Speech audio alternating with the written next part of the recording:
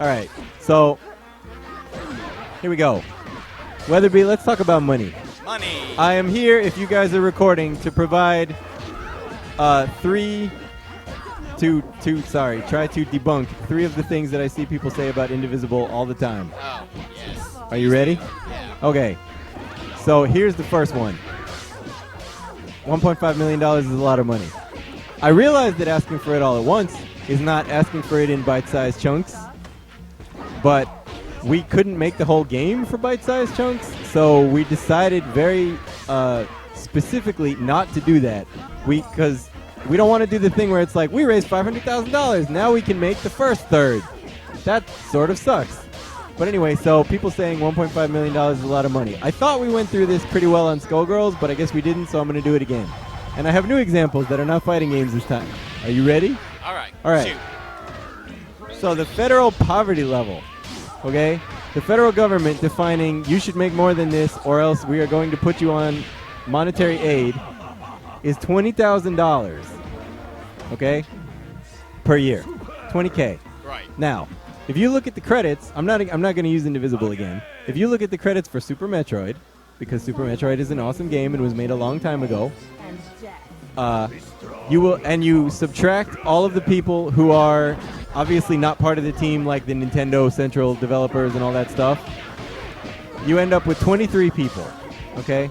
23 people times $20,000 is how much? 46,000. No. Oh, sorry. You missed the 10. Zeros. Yeah. $460,000. Okay? That is $460,000 to pay the team that made Super Metroid. You gotta prepare me to when you're gonna ask me math questions. Sorry. I'm caught off guard. For 1 year. Okay? Now, Super Metroid was in pre-production / approval phase for 1 year, and then was in production for 2 years, all of which can be found on the Wikipedia page. If you multiply $460,000 times 3, what do you get? More math. Are you ready? Can you do it? All right, so $460,000 times Yeah. 3. Speak up. Like, move closer to the microphone, too. Put it in your mouth. Hello. Yeah, that's actually much better. 460. 1.2 mil, 60. God, I can math. 1,380. Yes, $1,380,000. Okay, $1,380,000 to pay just the team that made Super Metroid at poverty level for 3 years. Okay, that does not include an office, computers, internet. I mean, just staff. Yeah, that is just staff. That doesn't include dev kits. It doesn't include testing, localization, marketing, none of that. All right? So, now let's increase that to not federal poverty level, okay? Let's increase it to what a lot of people in parts of the United States think is a semi-decent / semi-crappy salary, $40K a year, all right? That's really easy math, too, because we just had $1.38 million. So and that was at $20,000 a year. So if we're doubling that, what do we get? We're doubling the 1.3? Yeah. Oh. Because you're doubling the base salary. Yeah, 2.6 mil. Yeah, 2.6. It's actually 2.76. I'm just going to give approximates. $0 million. All right? That's to pay the people that made Super Metroid at a level that would allow them to not be on food stamps for a year. All right? Still not including any of the other expenses or whatever. Now, we know from making Skullgirls approximately how many people we will need to make Indivisible in the time frame that we're looking at, and it is more than 23 people, right? We need a crap ton of art contractors. I think we had something like 70 art contractors on Skullgirls. Jeez. It was a lot. I didn't know you had that much. We will need many more core staff, etc., etc. So, adding to that stuff and adding in office and internet and, you know, the actual expenses that we glossed over previously, we arrived at a total cost of $3.5 million to make the game. And that includes trying to do it in 2 years instead of 3 years by staffing up extra. All right? So that's the real budget for a game. If you look at other games that are being made now, they cost way more than that. Destiny cost $100 million to make. Okay? $100 million. That's one of those numbers that's so big that you can't even actually imagine it. All right? It hurts to imagine. Yeah. So, I mean, we are not Destiny. We are not having to pay all of Microsoft, etc. But $3.5 million is the real number that it will take to make this game. It is not inflated or anything like that. Now, the second myth, because remember I said this was going to be in 3 bite-sized chunks? Well, that was the first bite, so swallow it without any water. Swallow it! I got water right here, so that's that. All right. Well, going back to the fiddling with your knobs. All right. So the second bite-sized chunk is they already have a publisher. The game is going to get made anyway. This one is super easy. That isn't the case. So after a lot of negotiation, we were able to convince 505 to be nice and put in $2 million of the 3.5 that we need, which is slightly over half, and take care of a lot of the other development costs like localization and testing and marketing and stuff. Which means that the entire 3.5 million can actually go toward game development, not extra expenses like backer rewards and the things that we had to have it go toward on Skullgirls. Okay? They won't pay for the whole thing. We negotiated with them to get to this. They are a publisher. They are not our publisher. I mean, they would also be our publisher if we, started making the game, but they are not acting in the traditional publisher role of funding the entire thing and making the entire profit. They have given us a pretty dang good deal on the back end. I love that phrase. I absolutely love that is actually called that. What, the back end? The back end, yeah. They've given us a big back end, that's right. I love big back ends and I cannot lie. You other brothers can't deny. I wish I had more to that. Anyway, they have given us a decent back end that is much better than we would get from a traditional publisher if we can raise this money. They are not putting in money unless we can raise this money. They will not fund the whole thing if this fails. We do not already have a publisher. All right. The third thing that people say all the time is, well, they already have a demo. Obviously, they're going to make the game anyway. You and Gibby can put me through a table whenever you want. Sorry. The third thing is, people say all the time, well, they already have a publisher. They're obviously going to make the game anyway. And or the prototype looks so done that they can obviously finish the game from here. No. That prototype was the result of 3 months and about 1 week of super intense work by a very small team of people. That does not translate into an entire RPG.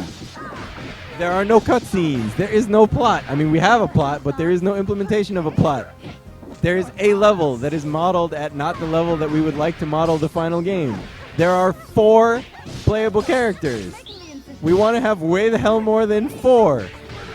Okay? Having a prototype does not mean that the game is getting made in any way. It means that instead of spending 3 months making a campaign and trying to convince you that we could do something cool, we spent 3 months making something that we think is cool, that you can play and think is cool. We are trying to do this the most absolutely transparent way that we can out of everything that you have seen from a Kickstarter. Just like the Skullgirls Kickstarter, a crowdfunding drive. Kickstarter has become like Kleenex where everybody uses it. Also, I would like to point out that our crowdfunding drive on Indiegogo is not flexible funding. If we do not make the goal, none of it is kept. All of it is given back to the people who said that they would support us, and we go cry and disband the company. I mean, we are trying to do this as honestly and normally as we possibly can. And we are meeting exactly the same resistance as if we hadn't tried to do that, which is really frustrating. So the reason I'm saying this, wow, that was a nice dodge and a poor punish. The reason that I'm saying this is because I hope people were recording that. I hope people will put this on YouTube, and I hope people will distribute it to everybody. We are attempting to run one of the more honest crowdfunding campaigns that has ever been run. We're showing you exactly what we want to make. We do not have funding anyway, and I am kind of annoyed that so many crowdfunding drives at this point have had like 90% of their funding from investors already and just used it as an interest gauge, because that basically killed our ability to say we don't have a publisher and this is not an interest gauge, because people look at it and they go, Bloodstained was $500,000. Why are you guys $1.5 million? Bloodstained is $5 million. Bloodstained is $5 million. It's not $500,000. They had $4.5 million of funding already. Ugh. Yeah, somebody from the stream chat mentions another common question is why not Kickstarter? All right, I will tell you why not Kickstarter. Number one, Indiegogo is giving us a really good rate on this campaign, which means that we lose less money than we do from putting it on Kickstarter. All right. Number two, Indiegogo was pretty awesome to us during Skullgirls, and we think that they deserve to be repaid for that awesomeness. Number three, this is going to sound really weird, but all right. So Kickstarter doesn't take your money until the campaign is done, right? If you make the goal, you can pledge $20,000, and when the campaign is done is when they charge you. Indiegogo charges you right away, okay? A lot of people don't like that because they are using the American credit card mentality of, well, I want to put money in that I don't actually have, so I'll pledge to this Kickstarter, and then assuming that I have it later, I will pay that. We, as the crowdfunding drivers, what was the term for that actually be? We, as the people that are running the campaign, like that Indiegogo, yeah, we as the campaigners, sure. Vote for me! Yeah, 4 more years! I can't see the thumbs up. Ain't no party like a grand old party. Thank you, KG Tang. All right. We as the campaigners like that Indiegogo takes your money right away because we know that when the campaign succeeds, we are going to actually get that money. Okay? That is a plus. If half the people that pledge for a Kickstarter campaign don't actually have that money when it succeeds, then that campaign only gets half that much money, even though it succeeds. We like that they take your money right away because it means that we know the money is there. Commitment. Like, yeah, I mean, that's good to me. That's good for us because it means that we know that what is going to happen is actually going to happen. Another reason we went for Indiegogo that turns out to not have been true yet, but might eventually, is that Kickstarter only pays you when the campaign is over. If you reach your goal early with Indiegogo, even if it's a fixed funding campaign, they will pay you pretty damn quickly. They did on Skullgirls. We started working on Squiggly with the money from Squiggly after like 3 days. Nice. Right? Kickstarter, we would have had to wait the whole month. So if we had started this campaign and blown it out of the water in the first 24 hours, we could have started working on the game right away. There are certain things that Indiegogo has done that are less awesome than the things that, wow, nice drop, than the things that Kickstarter has done, but a lot of the stuff that they do on their platform makes decent sense from the campaigner's perspective. So that's why. They also made it a lot easier to upgrade your perks. Yeah, well, they fixed a lot of the problems that the Skullgirls campaign had. They made it a lot easier to upgrade your perks. They don't offer add-ons, all that stuff. But, like, from the campaigner's side, they do some things that turned out to be really nice. I mean, for example, if, like, 10% of the people who pledged, doesn't sound like a lot, right? But if 10% of the people who pledged didn't actually have the money when the campaign succeeded, yeah, then we'd be $150,000 less at the end. Verdant is dancing to our side here because we just reached $300,000. Thank you, everybody. Yeah, so I mean that's the thing is like, if we don't make this, then we're not going to make the game. And we have given you as much of an honest budget as we could. I've seen a bunch of people talk about the fact that the pie chart on the crowdfunding page is not divided up super amazingly like Skullgirls was, and I will tell you exactly why that is. Skullgirls had a bunch of separate expenses in it, like backer rewards and testing and localization and all that stuff. We don't have that in this pie chart because if the crowdfunding makes it, 505 has agreed to pay for that stuff. They don't want us to say that on the crowdfunding page for legal reasons because I guess other companies have gotten in trouble for that kind of thing, which is a little bit weird, but yeah. So the pie chart is divided up exactly the way that it will actually be divided up, which is Indiegogo takes their fee, and then we get the rest of it to actually make the game with. And as a last thing that I'm going to mention, this is going to sound super weird to some of you, but whatever, I'm totally going to mention it. Are you guys filled with Indiegogo messages? I sent a message about a week ago about upgrading perks. To us at Indiegogo, I don't run that account, but I will tell them to look for it.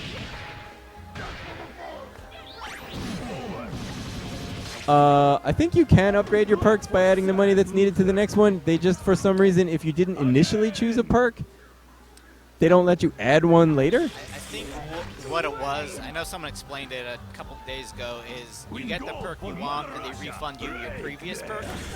Okay. I guess that's kind of annoying. Yeah, someone was posting it. They had the links to it. Yeah. Well, I mean, all right. So, I mean, both platforms, Kickstarter and Indiegogo, are not without their problems, but actually getting all of the money that was pledged was a really big one. Oh, yeah. So the last thing I'm going to say is this. Because I know that there are people out there. I know it. Wow, these are interesting pain wheel combos. Is this stuff? Oh, that's Tech X? Those are pretty cool. Okay, so... All right. Because I know there are people out there that are saying this, because I've seen people out there be saying that on some of the worst sites on the internet, but... All right, I've seen people saying, why are you even asking for a real salary? You should just be thankful that you get to work on the thing. Yeah, so let me explain to you, yes, I've seen that a ton of places. I have seen this as well. I've seen a ton of that places. So let me explain something to you. All right, let me put this in the context of your life. Whoever you are that is out there, oh, he let the armor go too soon. No, hit it after it was active. Let's say you got a job working at an amusement park and you really loved working at an amusement park. And somebody came up to you and said, why are they paying you this much to work at an amusement park? You're enjoying it. You should just be making barely minimum wage. Yes, people actually say this. People are incredulous in the stream chat too, I guess. You don't deserve to have perks for what you're doing. Because you are doing a thing that makes you happy doesn't mean that you deserve to make nothing. And for the people who are curious, like, I guess this will be a fourth soundbite, whatever. But so for the people who are curious, let's do some very, very quick math. Okay, Skullgirls, we said $250,000 a character, right? A character was supposed to take about 3 months. If you multiply that, that is 4 characters a year, or $1 million a year to make Skullgirls, okay? If you multiply that by 2 years, that's $2 million.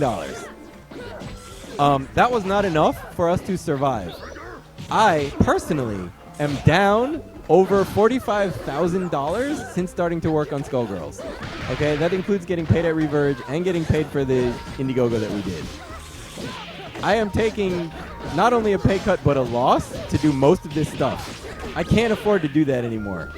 Additionally, I am a game developer, a programmer with lots of experience who worked on things like Star Wars Battlefront 2 and Skullgirls, which I guess I have to mention in this context. I'm a programmer with over 10 years of experience. I have been a lead, I have been a senior, I have been a design director. If you look at the game developer salary survey, okay, the farthest category they have is with 6 years of experience. And if you look at that from last year, programmers with 6 years of experience were making, on average, $160,000 a year. All right? That's average, which means half of them made more than that. All right? $160,000 a year on average. And I am losing money to work on Skullgirls.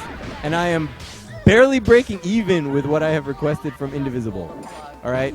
We are making sacrifices to work on this project because this is the thing that we want to do, because it is not funded by a giant company, and we don't have to listen to a board of directors telling us to make the sequel to something that we didn't like in the first place. We are taking pay cuts to do this kind of thing. So, yeah, I mean, I really don't know what else to say to that. I'm done.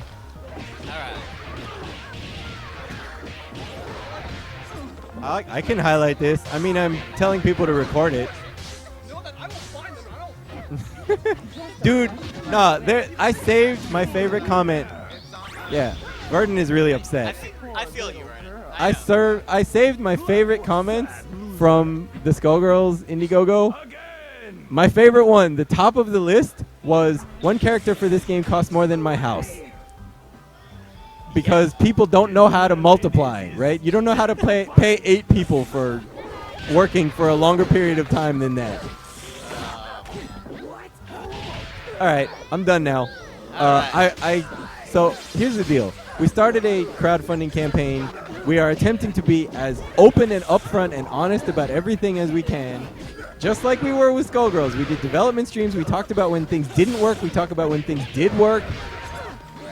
I know that in this stream I'm preaching to the choir, but I hope that this stuff gets distributed to other people because that's the point. We are asking for what is a realistic game development budget.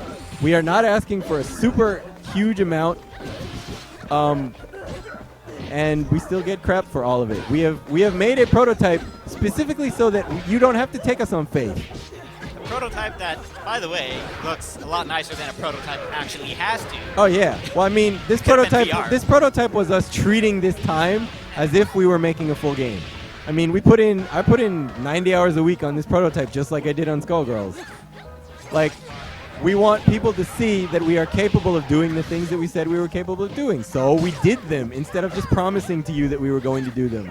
We don't have, not to mention any names, but we don't have something like 6 producers on this project that aren't doing anything. All right. Following up what they said, I mean, you guys are also very... Oh, and I mean, in case I didn't make the point, the prototype is not just available to backers, it's available to everybody. Yeah. We want you to know what you're getting into before you back the campaign at all. Right? You don't have to give us any money in order to play the prototype. But if you do play the prototype and you like it, it would be nice if you would give us money, because if you don't, there won't be any more. Yep. I kind of resent when people say there is a prototype, this game is obviously getting made. These people were willing to work. I mean, what they're actually saying is these people were willing to work for peanuts really, really hard for a short period of time so that they didn't have to lie to you and promise you things. So obviously they're going to finish it. Like, I seriously resent that. All right, I'm done being angry, but there you go. Following up what they're saying, you guys are also very open to the community. You're easy to get a hold of and contact for questions. Like, yeah, I'm right here. I sit here every week. You're literally here. Render and Peter, they're always on Twitter. They're active. He's also on YouTube, answering every single comment. I actually saw him. Yeah. Answering like every single comment on the Game Grumps page. Like, you guys are active. Game Crumps? Nice. The Game Crumps. Crumps of games. Anyway, so that's the thing. Yeah. You can't be any more open.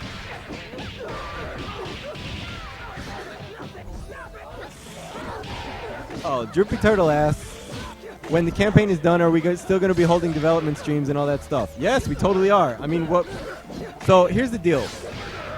We could have gone to publishers with the prototype specifically and said, hey, you want to fund this game? We totally want to make this game. 2 things would have happened if it was paid for by a larger company. 2 things would have happened. Number 1, that larger company would be in charge of content. And if they told us to make the main character a white male, then we would have to make the character a white male, because that's what the people who are paying our salaries would want. The second thing that would happen is non-open development, right? We wouldn't be able to stream things. We wouldn't be able to show betas. We wouldn't be able to take it places. We wouldn't be able to answer community questions, because all of that would have to go through the other company. 505, I wish I could explain to you what a big deal this is. 505 has agreed to put money behind this project if it succeeds and still let us do that stuff. To a company that is not used to working with crowdfunding, that's a huge deal. Like, having them agree to basically us being able to decide what we show and what we say, that's a huge deal. Companies are very protective of that kind of thing because it's really, really easy to tarnish your image if you say the wrong thing. Who's playing right now? Sorry. Player 1 is Red Mage. Player 2 is Tech Axe, right? Red Witch. She upgraded. Red Witch? Oh, she upgraded. Okay. Level 20 Red Mage. Will Lab Zero get enough from sales to keep yourself above water after this is done? Yeah. All right. So the way Skullgirls worked was we didn't get any royalties at all until July of last year. And it wasn't retroactive. It was only from July of last year. So we missed out on all of the, actual money-making parts of that. Yeah, when it was we were okay with that because we never made a game before. We were okay with giving up the IP because we'd never made a game before, and we really wanted a chance to do that thing. With Indivisible, not only do we retain some IP, so part of it is the deal gets better for us the more money we raise. If we blew our goal out of the water next week, and then raised $3 million, then we would have a much larger share of the IP and a much better back end. Although my back end's pretty good right now, I just got to say. I've been complimented on it a lot. Anyway, we have a deal that is approximately, wow, he just walked up and through. We have a deal that is approximately more than 3 times as good as typical royalties agreements, which is kind of amazing for us as a smaller company. Yeah, I really don't know what else to say. I don't know what else I'm allowed to say. I'm pretty sure I'm not allowed to actually tell you the terms. Again, if this was just us, yeah, we would totally tell you the terms right now. But since we are dealing with a larger company, they need to make sure that we don't say anything that will get them in legal trouble or piss off their lawyers or whatever. But yeah, we have a... What are you pointing at? Oh. Yeah, okay. We need to start the tournament. But yeah, we have a much better deal. Okay, so first of all, if we didn't go with a company, then we would have had to ask everybody for $3.5 million, which is kind of insane. We are extremely happy to be working with 505 because the deal that they have given us is really amazing. Like, now that we know how deals can be on Skullgirls, this deal is really amazing. We are definitely not living on breadcrumbs from sales, but I mean, we have to have a game that we can sell, etc. Yeah, so I'm done proselytizing, and I hope that you distribute that. I hope that you talk about that. Yes, I am totally going to commentate. We are going to start the tournament very shortly. All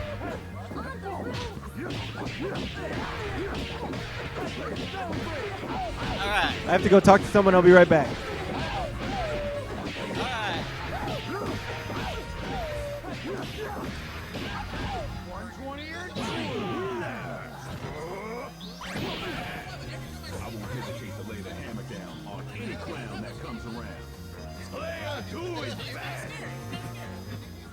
Again, another.